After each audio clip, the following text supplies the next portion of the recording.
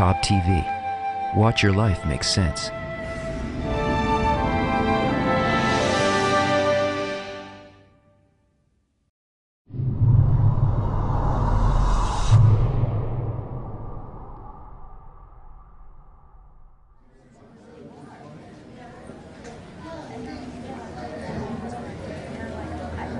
Hi everyone.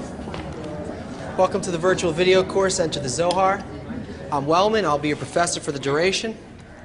This is not your average course, and this is not your average book. If you're here because you feel, you think, you wish there was something more to life, you're in the right place.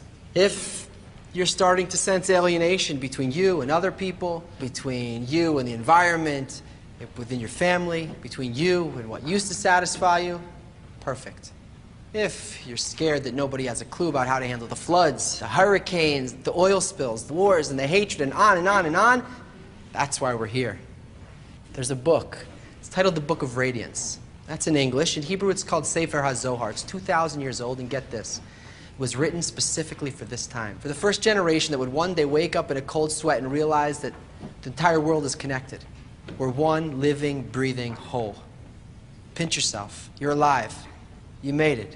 You're a bona fide first-generation member. You made it. It's time to open up this book and shine some of its radiance on the system that's connecting us and how it works. We're not going to need pencils or notebooks, just an open mind. And for those of you fortunate enough to have one, please open up your heart. What is the Book of Zohar? Why is it important to us now? And how is it going to help us? Let's cut to the chase. Here's what we know.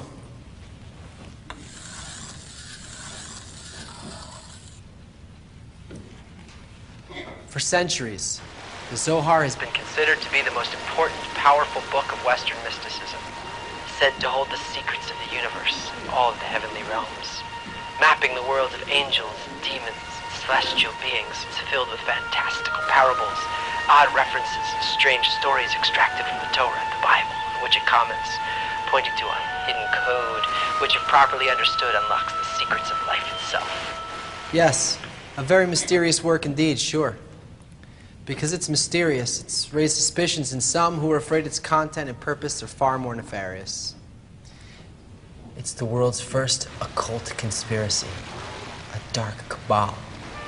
Hidden instructions on how to control the world, a source of power to the secret societies, the Masons, the Jews, the Vatican, who manipulate political, economic, and social structures, seducing the masses with childish biblical fantasies in order to enslave us so they can keep their royal lifestyles intact and prevent us from accessing the meaning and purpose of life. So, to some it's a sacred mystical force beyond understanding to be respected and revered, and to others it's a not so understood power to be used by some for their own deepest, darkest aims. They're both right. They both don't understand it, and that's how your brain sees it, because we don't understand anything about how nature works in people. We know a little bit about the laws of quantum physics, astrophysics, biology, geology, but as far as our place goes in the system, our desires, our emotions, our connections, how it works with that, I mean, look at your lives. Look at the world. I don't think so. But both are right to believe it contains something great about the purpose and meaning of our lives, and it's hidden from us. So let's just put all of our assumptions and fears on hold. Let's start from there. Okay, so why Bible stories? And why are those writings the most ingrained cultural influence of the last 3,500 years? The source of the major Western religions, you know, each one thinks the other two have it wrong. Why are most of the world's laws and moral codes built around it? How come following them hasn't made a world that works? I mean, if it doesn't really make sense to us, and it doesn't line up with our modern science, and it isn't working the way it's supposed to, then why does it capture our imagination with such a deep hold on these feelings of right and reverence and mystery? Why do we think it's about the truth? Because it is, but we're not.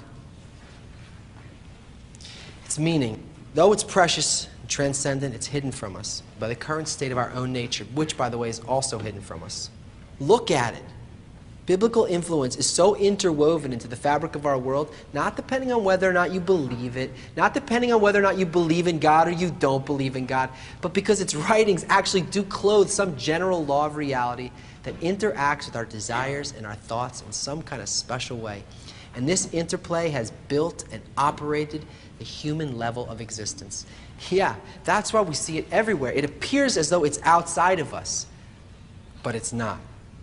The Zohar is a true wonder, and perhaps the world's greatest work of, it has accurate data on physical cosmology and historical forecasts that predate events and discoveries by thousands of years. But its timeless genius is that it's a work not of art, not of science, but of purpose. And our inability to see it for what it is because maybe, just maybe, our idea of what a book is just doesn't apply. Here. There is a great, and as far as we're concerned, totally imperceivable force that makes Kabbalistic books not books at all. They are, and the Zohar is, the actual structure of nature. It's a system of laws that flow down in a chain of cause and effect from a single, simple law in nature in order to direct this world. For the Kabbalists, the people of the book who wrote the Zohar and the Bible on which it comments, the term book. A book refers to the ability to access the mechanism and purpose of being, a method of transforming ourselves to make our nature come into balance with the underlying nature of existence, and to penetrate that, and to begin to engage in it as though we bend back the book's covers and turn the world inside out so that you and I and the cosmos and the force that connects it all are the words of the book with no covers, and there's nothing outside of the story. Right now, whether we like it or not, we're being pushed by evolutionary forces to enter an interconnected, interdependent world. This is an entirely new level of existence where we have to reach a conscious connection to nature's underlying laws. The Zohar is the exact opposite of our dominant intention and why we want what we want. This is what the Kabbalists identify as corporality, our world, the desire to want for myself more. Much more than I want for anyone else. It's what we call egoism. But the why of the spiritual or holy books, the very thought they were constructed from, is the inverse quality. The will to bestow unconditionally, without a shred of self-consideration. Real loving, pure giving. We need that answer now. And it gives it to us from the point of view of what we're going to be, rather than from what we've been. In a language that seems puzzling and ancient, but really it's the expression of a future that we can't perceive, because right now, for the time being, we're nothing like it. What it has to give us is meant for everyone, but you can't just jump in and read it. Its language doesn't come from the mind, and it's not made for the mind. It's made to be realized by a great desire and a passionate heart. It's like the heart of a child when he first discovers this world. He's soaking up everything. He's feeling opposite forces that compel him to grow. He feels hot, he feels cold, he feels light, he feels dark, pleasure and pain, a relentless desire to try again. He plays and he mimics until he reaches that balance, not in his intellect. What mind does a baby use when he learns to walk? Considering that we're inwardly opposed to it, we don't know how it works or how to live it, we need a method of growing into this beautiful but seemingly impossible future of perfection the Zohar is putting us in touch with. Yeah. Zohar equals the complete, unified system of connections governed by a single, all-encompassing law, which is opposite to my nature. Equals nothing is excluded from the system or external to it. Equals the story is life with no end. Equals demanding to be changed by the intention behind everything in the system. Equals a means of becoming inwardly identical to the single governing law of love. Equals the creation of a real world that works inside and out. Simple, right?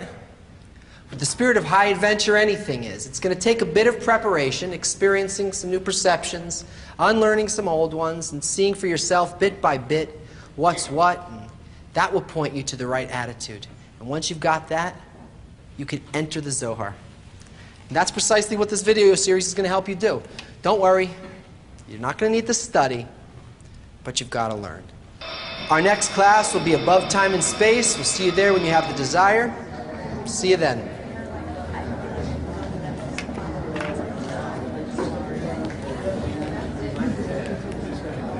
Oh, the left and right doors are locked. You'll have to take the middle.